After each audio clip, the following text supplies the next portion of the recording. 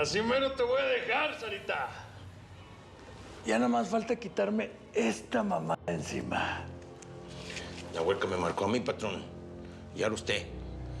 Pero la culpa no es de ella, sino de nosotros, que la dejamos montarse hasta allá.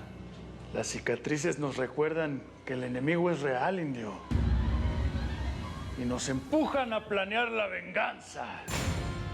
A mí, esta me va a recordar todos los días que nunca es tarde para vengarme de mi chulada. A esta vieja y a todos sus parientes les va a faltar vida y dolor para pagarme lo que me hicieron.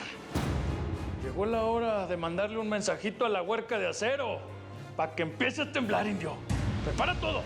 ¡Órale! Todo gusto, patrón. ¡Vámonos!